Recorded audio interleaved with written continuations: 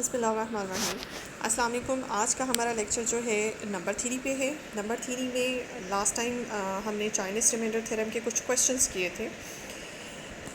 उसी सिलसिले में एक और क्वेश्चन जो है आपकी एक्सरसाइज नंबर 11 क्वेश्चन नंबर 3 का थर्ड पार्ट रह गया था।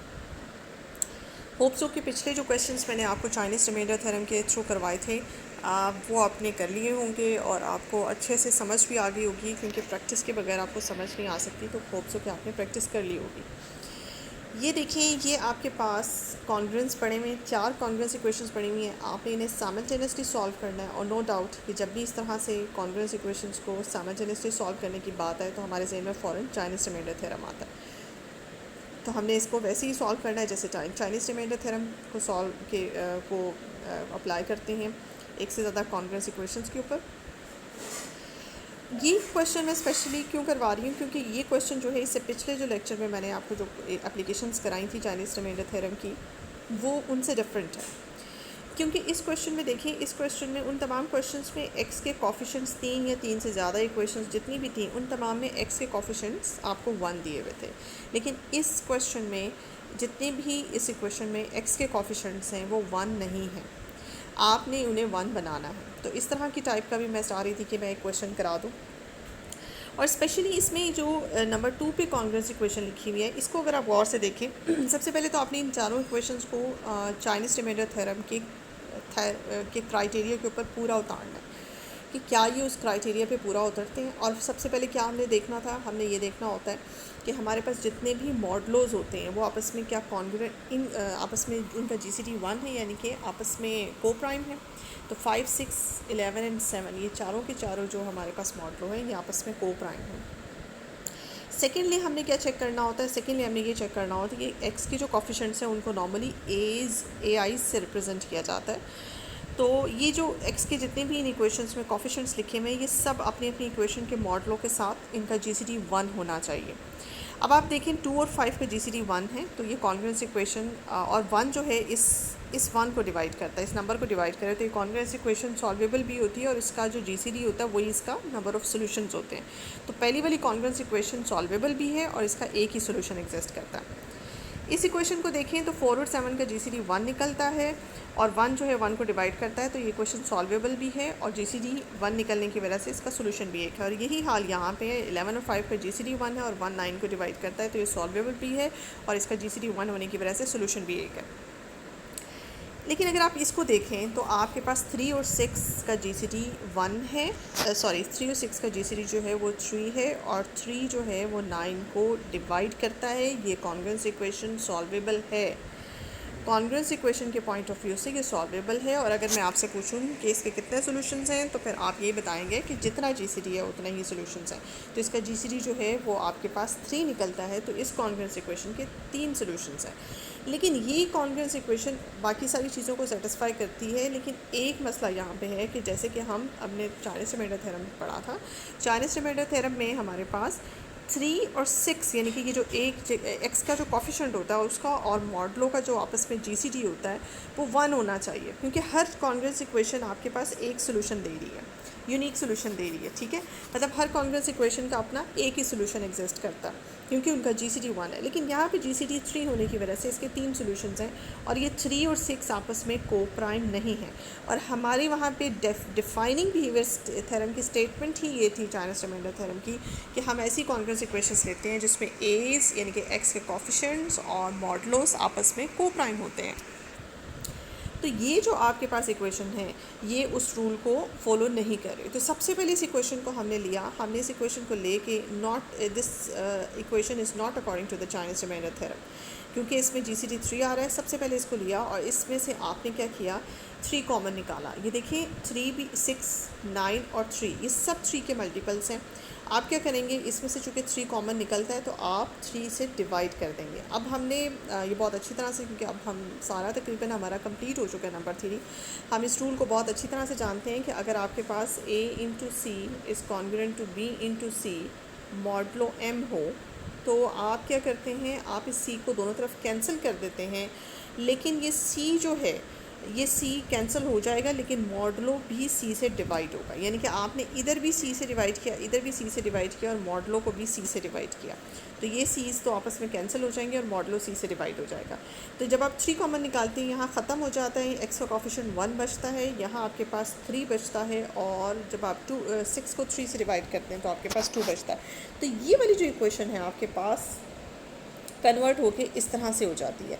तो ओरिजिनल इक्वेशन के साथ सॉल्व करना पॉसिबल नहीं है, तो इस इक्वेशन को पहले आपको कन्वर्ट करना पड़ेगा, आपको इस तरह से बनाना पड़ेगा कि इसमें अब देखें एक्स का कोफिशिएंट और आपका मॉडलो आपस में को प्राइम है, तो ऐसी फॉर्म में इसको लाना पड़ेगा, और लाने के बाद आप इसे सॉल्व करेंगे। अब भी आप देख लें कि आपका ये मॉडलो और आपके बाकी 3 मॉडलो 7, 5, 11 एंड 2, ये भी सब आपस में अभी भी को प्राइम है, पहले भी को प्राइम थे, अब भी को प्राइम है।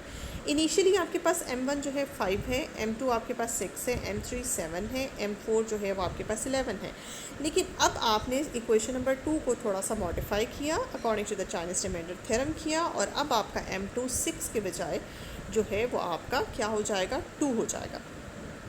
According to the given condition, मतलब गिवन जो आपके पास मॉडलोस दिए हुए, उन मॉडलोस के अकॉर्डिंग 5, 6, 7, 11 के अकॉर्डिंग हम जानते हैं कि हम एक कैपिटल M निकालते हैं थ्योरम की स्टेटमेंट के अकॉर्डिंग, जो यूनिक सोल्यूशन इस मॉडलों के थ्रू निकालते हैं।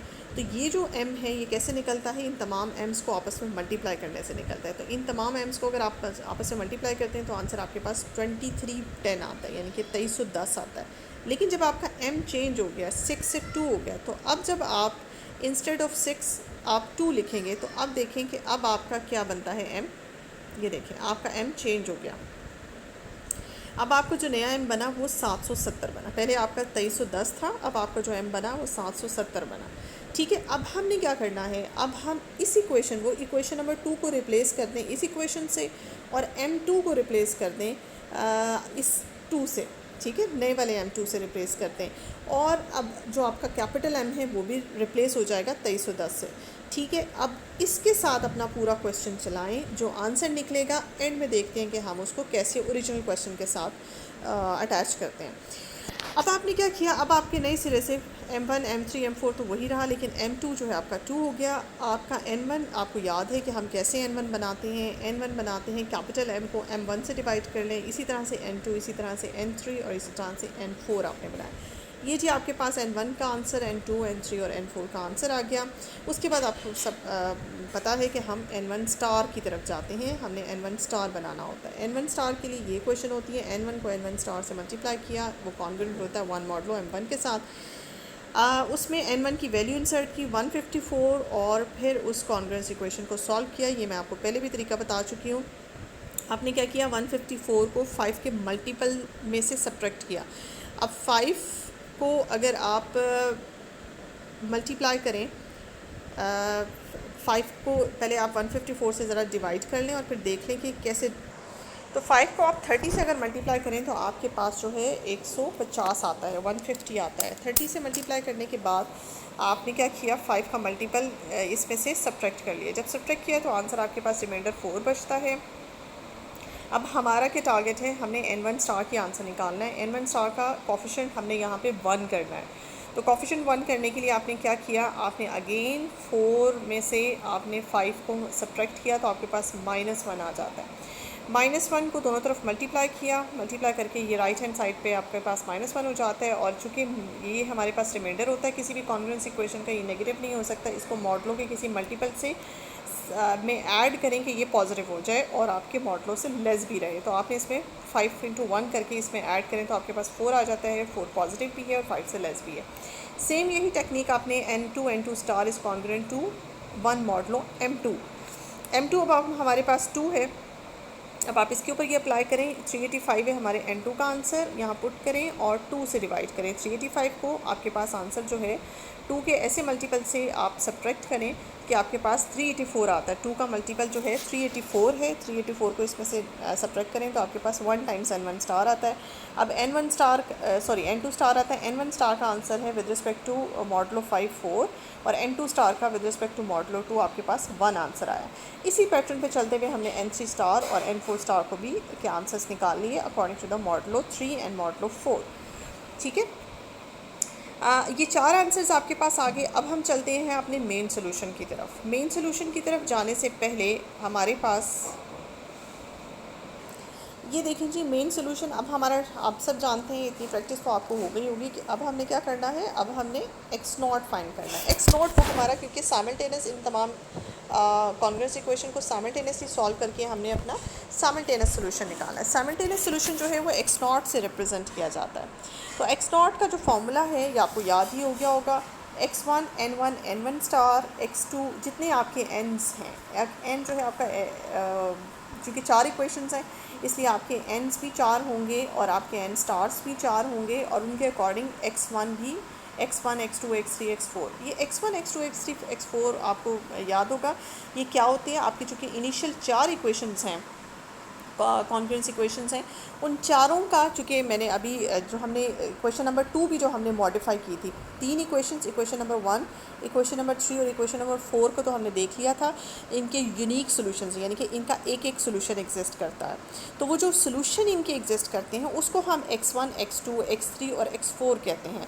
तो पहली सॉल्यूशन का चूँकि एक ही पहली इक्वेशन का एक ही सॉल्यूशन एग्जिस्ट करता है, तीसरी का भी एक करता था और चौथी का भी एक ही सॉल्यूशन एग्जिस्ट करता है, तो वो उनको हम x1 x3 और x4 कह देंगे। और इस तरह से देखिए आपके पास इनिशियल सॉल्यूशन, इनिशियल इक्वेशन क्या है, पहली वाली जो इक्वेशन थी 2x is congruent to 1 model of 5, ठीक है। तो इसमें सबसे पहले ये है कि आप इसके x का सॉल्यूशन निकालें, x की वैल्यू निकालें। तो कोशिश करें, देखिए इससे पहले जो मैंने आपको क्वेश्चंस कराए थे, एक्सरसाइजेज कराई थी चाइनीज़ रिमाइंडर थ्योरम को अप्लाई करने के लिए, उसमें आपने देखा कि आपको एक क्वेश्चन इसी फॉर्म में दिया होता था। वो क्वेश्चंस ऐसे थे जिसमें x के कोफिशिएंट्स 1 थे, यानी कि a's की जगह 1 1 था। यहाँ पे ऐसा नहीं है, इसमें a आपके पास अगर देखा जाए तो पहली इक्वेशन का a जो है वो 2 है, दूसरी इक्वेशन का a जो है वो आपके पास, थर्ड इक्वेशन का 4 है, और फोर्थ इक्वेशन में a की जगह 5 लिखा हुआ है, ठीक है। और जो सेकंड नंबर वाली इक्वेशन थी उसमें आपके पास a की जगह, सेकंड नंबर वाली इक्वेशन को हमने उसको थोड़ा सा मॉडिफाई करके ये आंसर निकाला था ना, क्योंकि वो according to the Chinese remainder theorem में थी। वो इक्वेशन ये थी आपके पास, 3x is congruent to 9 modulo 6, ये इक्वेशन थी। तो इसको तो हम पहले ही सॉल्व कर चुके हैं। सॉल्व कर चुके का मतलब ये है कि इसको एक तो हमने सॉल्व करके चाइनीज़ रिमाइंडर थ्योरम के अकॉर्डिंग बनाया, और दूसरा इसकी ये वाली फॉर्म बना ली जिसमें हमारा मॉडलो भी चेंज हो गया, और मॉडलो चेंज होने के बाद ये वाली जो फॉर्म है इसमें आपका a जो है वो 1 हो गया। इसका फ़ायदा ये है a1 हो जाएगा, या दूसरी आप कहें, दूसरे एंगल से ये भी कह सकते हैं कि इसका सोल्यूशन आपके पास आ गया। सोल्यूशन आपके पास क्या आ गया, x की वैल्यू आ गई with respect to modulo 2, x की वैल्यू आपके पास 3 आ गई, क्योंकि 3 अगर आप यहाँ x की जगह पुट करते हैं तो ये इक्वेशन सेटिस्फाइड होती है, ठीक है। तो राइट हैंड साइड पे जो ही यहाँ पे रिमाइंडर लिखा होता है, अगर आपकी कॉन्ग्रुएंस इक्वेशन में a की जगह 1 आ जाए तो फिर ये जो राइट हैंड साइड पे लिखा होता है यही आपके इस इक्वेशन का सोल्यूशन होता है। अब आप ये देखें, इस इक्वेशन, ये जो पहली इक्वेशन थी आपके पास 2x is congruent to 1 modulo 5 थी, इस इक्वेशन को आप इस तरह से सॉल्व करें कि x का कोफिशिएंट हमारे पास यहाँ पे 1 बन जाए। तो आपने क्या किया, पहले से दोनों तरफ से 3 से मल्टीप्लाई किया। 3 से मल्टीप्लाई करने से पहले चेक कर लिया कि 3 हमारे कॉन्ग्रुएंट मॉडलों के साथ को प्राइम है, येस को प्राइम है, तो हम फिर हमें अलाउ होता है कि हम मल्टीप्लाई कर दें विदाउट चेंजिंग द कॉन्ग्रुएंस। उसके बाद हमने क्या किया, हमने 6, यहाँ पे हमारे पास 6 आ गया और यहाँ पे हमारे पास 3 आ गया। अब 6 में से अगर आप 5 माइनस करें तो आपके पास 1 आता है। तो आपके पास ये जो आपके पास पहली कॉन्ग्रुएंस इक्वेशन है, ये पहली कॉन्ग्रुएंस इक्वेशन में आपके पास जो x1 आता है, यानी कि इसको हम x1, इस आंसर को हम x1 कहेंगे। तो पहला आंसर जो आपके पास आता है वो 3 आता है।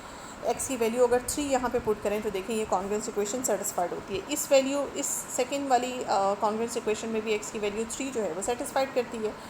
और ये देखें आप, थर्ड वाली equation 4x is congruent to 1 modulo 7 थी, इसको भी सेटिस्फाई करवाने के लिए इसको भी हमने x की वैल्यू निकालने के लिए सॉल्व किया, दोनों तरफ 2 से मल्टीप्लाई किया, उसके बाद 7 को सब्ट्रैक्ट कर दिया, 8 में से 1 आ गया, तो x is congruent to 2 modulo 7। तो इस इक्वेशन का जो सोल्यूशन निकलता है वो x3 उसको हम कहेंगे, और वो आपके पास 2 है। और चौथी इक्वेशन थी 5x is congruent to 9 modulo 11, उसमें आपने क्या किया, आपने दोनों तरफ 2 से मल्टीप्लाई कर दिया और फिर बाद में 10 में से 11 माइनस कर दिया, तो माइनस x आपके पास आ जाएगा, यानी कि -1 टाइम्स x, और फिर माइनस को इधर शिफ्ट किया। अब ये नेगेटिव हमारे पास रिमाइंडर है, तो नेगेटिव में से को पॉजिटिव करने के लिए 11 के मल्टीपल को आप इसमें ऐड करें। इस तरह से ऐड करें कि रिमाइंडर आपके पास 11 से लेस और पॉजिटिव रह जाए। तो आपने 22 यानी कि 11 को 2 से मल्टीप्लाई किया और फिर इसमें से सब्ट्रैक्ट किया, रिमाइंडर आपके पास 4 आ गया। अब x4 यानी कि चौथी इक्वेशन में जो सोल्यूशन निकला है वो 4 निकला है, तो x4 हम कहेंगे 4 आया। ठीक है जी। अब पिछले क्वेश्चंस के मुकाबले में अगर इस क्वेश्चन का थोड़ा सा कंपैरिजन किया जाए तो इस क्वेश्चन में ये जो वर्किंग आपने की है, ये 3 इक्वेशंस और इक्वेशन 2 को तो हम पहले ही सॉल्व करके वर्किंग कर चुके हैं, तो आपको ये एक्स्ट्रा वर्किंग करनी पड़ी है। ये पिछले क्वेश्चंस में अगर आप गौर करें तो पिछले क्वेश्चंस आपको इस फॉर्म में दिए हुए थे, ये जो मैंने इंसर्कल किए हुए ना 1 2 3 और 4, पिछले क्वेश्चन में आपको पहले ही ये फॉर्म दी हुई थी कि एक्स के कोफिशिएंट्स 1 थे और आपको कोई काम नहीं करना पड़ रहा था। लेकिन अब यहाँ पे फ़र्क ये है कि अब आपको जो ओरिजिनल इक्वेशंस हैं वो ये हैं आपके पास। ओरिजिनल इक्वेशंस में आपके एक्स के कोफिशिएंट्स 1 नहीं हैं, उनको 1 बनाने के लिए आपको ये कुछ स्टेप्स करने पड़े, थोड़ा सा आपका टाइम लगेगा। ठीक है जी। तो अब हमारे पास जब x का कोफिशिएंट 1 हो जाता है तो फिर सोल्यूशन हमारे पास आराम से आ जाता है। पहले क्वेश्चंस में x1 x2 x3 और x4 के लिए हमें कोई वर्किंग नहीं करनी पड़ी, जो आंसर लिखे हुए थे ये मॉडलों के साथ वही हमारे उस इक्वेशन के सॉल्यूशंस थे। बहरहाल ये थोड़ा सा एक्स्ट्रा काम आपको करना पड़ेगा। अब आपने क्या करना है, आपने ये आपका एक्स नॉट का फॉर्मूला है, एक्स नॉट के फॉर्मूले में जाएं, ये तमाम वैल्यूज़ पुट करें।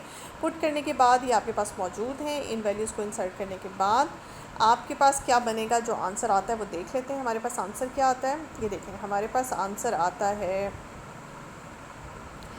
ये हमारे पास आंसर आता है 4503। अब ये जो आपका आंसर है ये आपका विद रिस्पेक्ट टू मॉडलो 770 है। जैसे मैंने पहले कहा था कि अब हम अपना पूरा क्वेश्चन अभी स्टार्ट चला रहे हैं मॉडलो 770 के साथ। सेकंड नंबर की जो इक्वेशन थी उसमें m2 हमारा ओरिजिनली क्वेश्चन में 6 था, लेकिन उसकी जगह हमने मॉडिफाई किया था और m2 को हम 2 लेके चले थे। तो उस 2 की रिस्पेक्ट से जो हमारा कैपिटल M बनता है मॉडलो, वो हमारा 770 बनता है। तो हमारे पास आंसर आता है 4503 विद रिस्पेक्ट टू मॉडलो 70। ये एक ऐसा सोल्यूशन है कि आपका ये उन तमाम चारों की चारों इक्वेशंस को साइमल्टेनियसली सॉल्व करता है, लेकिन इसको थोड़ा सा एडजस्ट कर लें इस तरह से कि ये होता है रिमाइंडर इक्वेशन का, ये कभी भी मॉडलों से ग्रेटर नहीं होना चाहिए। इसे मॉडलों के ऐसे मल्टीपल से सब्ट्रैक्ट करें कि आंसर जो है वो मॉडलों से लेस रह जाए। तो देखिए मैंने इसको 3850 जो कि 770 का मल्टीपल है उसमें से सब्ट्रैक्ट किया, मेरे पास आंसर 653 बच गया। 653 अब मेरे मॉडलों से लेस है, तो आपके पास इन चारों इक्वेशंस का जो साइमल्टेनियस सोल्यूशन है विद रिस्पेक्ट टू मॉडलो 770 वो आपके पास 653 है। इस स्टेज पे अगर आप 653 को उठाएं और उठा के अपनी इनिशियल क्वेश्चन की चारों स्टेटमेंट चारों इक्वेशंस लीनियर कॉन्ग्रुएंस इक्वेशंस में जाएं और x की जगह 653 पुट करें और चेक करें कि क्या ये 653 उन चारों इक्वेशंस को सेटिस्फाई करता है, तो डेफिनेटली ये उन चारों इक्वेशंस को सेटिस्फाई करेगा। लेकिन अब बात आती है, सवाल ये पैदा होता है कि हमारे पास जो इक्वेशन नंबर 2 थी वो ओरिजिनल इक्वेशन नंबर 2 थी 3x is congruent to 9 modulo 6, जबकि उसको मॉडिफाई करके x is congruent to 3 modulo 2 हमने बना लिया था। तो हमने सारा काम ये सेकंड वाली इक्वेशन के साथ किया। अब हम ओरिजिनल इक्वेशन के साथ करना चाहते हैं। ओरिजिनल m जो हमारे पास 6 के हिसाब से बना था वो हमारे पास आपको याद होगा 2310 बना था। अब हम क्या करेंगे, अब हम कहेंगे कि ये जो हमारा आंसर है मॉडलो 770 की रिस्पेक्ट से भी है और यही आंसर हमारा मॉडलो 2310 की रिस्पेक्ट से भी है, याद रखिएगा इसको। अच्छा, अब चूँकि हमारे पास जो गिवन सेट ऑफ इक्वेशन था वो according to the Chinese remainder theorem नहीं था, क्योंकि चाइनीज़ रिमाइंडर थ्योरम को सेकेंड इक्वेशन जो थी वो वायलेट कर रही थी, वो उसमें हमने अमेंडमेंट की और फिर काम किया।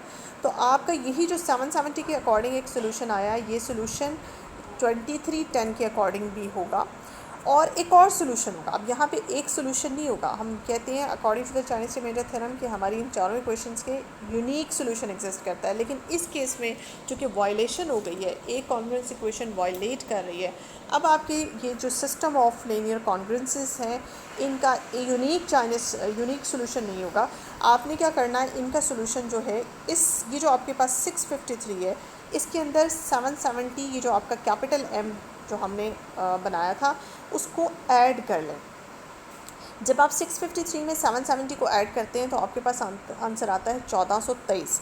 ये जो 1423 है, अगर आप इसको जाके चेक करें, ये भी आपकी ओरिजिनल जो इक्वेशंस हैं उनको जाके सेटिस्फाई करेगा। अब आप इसके बजाय है तो 653 भी आपका solution with respect to the model 2310, लेकिन एक और सोल्यूशन आपके पास आ गया 1423, जो कि आपके 2310 को के मॉडलों की रिस्पेक्ट से आपका एक और सोल्यूशन है। और ये सोल्यूशन भी आपकी ओरिजिनल चारों इक्वेशंस को, लीनियर कॉन्ग्रुएंसेस को सेटिस्फाई करेगा। आप इसे जाके उनमें पुट करें और चेक करें, ये उनको सेटिस्फाई करेगा। अब नॉर्मली होता है कि आप पीछे आंसर देखेंगे तो आंसर में इस चीज़ को मेंशन नहीं किया हुआ उसने। ये तो हमने अपनी समझ लिया कि बेसिकली हमने काम सारा मॉडलों 770 की रिस्पेक्ट से किया और उसी आंसर को उठा के 2310 मॉडलों की रिस्पेक्ट से पुट कर दिया। और आपको आंसर, ना ये क्वेश्चन आपको आंसर में मिलेगी, ना ये क्वेश्चन आंसर में मिलेगी। अगर आप उस आंसर चेक करते हैं तो आपको सिर्फ ये क्वेश्चन आंसर में मिलेगी, ठीक है। तो आपने क्या करना है, आपने बहरहाल आपको हर चीज़ की समझ बूझ होनी चाहिए। आप अगर आंसर में देखेंगे तो आपको ये वाला आंसर नज़र आएगा, तो कोई बात नहीं, आप ये भी, चूँकि ये भी आंसर है और ये भी आंसर है और ये भी आंसर है आपका, तो आपने मॉडलों जो ओरिजिनल क्वेश्चन की लिहाज से मॉडलों है वो है हमारा 2310। तो 2310 के लिहाज से ये और ये दोनों हमारे आंसर्स हैं। तो अब आपकी ओरिजिनल क्वेश्चन के का एक सोल्यूशन नहीं आपको मिलेगा, एक से ज़्यादा सोल्यूशन मिले और ये 2 सॉल्यूशंस आपको मिले। अब अगर 1423 में, ये मेरी प्रैक्टिस है, ये मैंने खुद प्रैक्टिस की है, अगर 1423 में आप मज़ीद 770 को ऐड करें तो आपके पास जो नया आंसर बनेगा वो भी उन तमाम क्वेश्चन को सेटिस्फाई करेगा। और फिर आप 1 बाय 1 770 को आप ऐड करते जाएं, 1 टाइम ऐड करें, 2 टाइम ऐड करें, 653 में 1 टाइम ऐड करें, 2 टाइम ऐड करें, 3 टाइम ऐड करें। आप जो आंसर्स आपके बनते जाएंगे वो तमाम आंसर्स जो हैं आपकी ओरिजिनल इक्वेशंस को सेटिस्फाई करते जाएंगे। अब आप यहाँ पे कहेंगे कि यूनिकनेस का फैक्टर गायब हो गया, चाइनीज़ रिमाइंडर थ्योरम जो है वो तो यूनिकनेस बताता है। तो देखिए, आपकी original equations Chinese remainder theorem को ओबे नहीं कर रही थी। आपकी ओरिजिनल इक्वेशन में से एक इक्वेशन चाइनीज़ रिमाइंडर थ्योरम को वायलेट कर रही थी। तो इसीलिए आपके पास जो आंसर है वो एक से ज़्यादा सॉल्यूशंस हैं। होप्स हो कि आपको यहाँ पर बहुत अच्छी तरह से समझ लग गई होगी। अब इस तरह के क्वेश्चंस आपके पास आ सकते हैं, आप इनकी प्रैक्टिस कीजिए काइंडली। मैं कोशिश करूँगी अगर मुझे और क्वेश्चंस मिलते हैं तो मैं वो भी साथ साथ अपलोड कर दूँ, क्योंकि ये एक्सेप्शनल केस था, क्योंकि इसमें सिस्टम ऑफ इक्वेशंस में एक इक्वेशन चाइनीज़ रिमाइंडर थ्योरम को वायलेट कर रही थी। तो मैंने सोचा कि मैं आपको करवा दूँ। अगर और भी आपके पास इस तरह के क्वेश्चंस आ जाएँ जिसमें एक इक्वेशन वायलेट कर रही हो तो आप उसको इसी तरह से जो है वो इसको करेंगे। और लेकिन इसमें प्रैक्टिस की बहुत ज़रूरत है। जब तक आप प्रैक्टिस नहीं करेंगे आप जो है समझें, आप पेपर में क्वेश्चन बिल्कुल भी अटैम्प्ट नहीं कर सकते। तो थैंक यू सो मच मेरा इतना डिटेल में बताने से। होप्स हो कि आपको समझ आ गई होगी। आप इसकी प्रैक्टिस कीजिए और इंशाल्लाह नेक्स्ट लेक्चर में मैं आपको कुछ और इन्फॉर्मेशन इसके बारे में दूँगी। तब तक के लिए अल्लाह हाफ़िज़।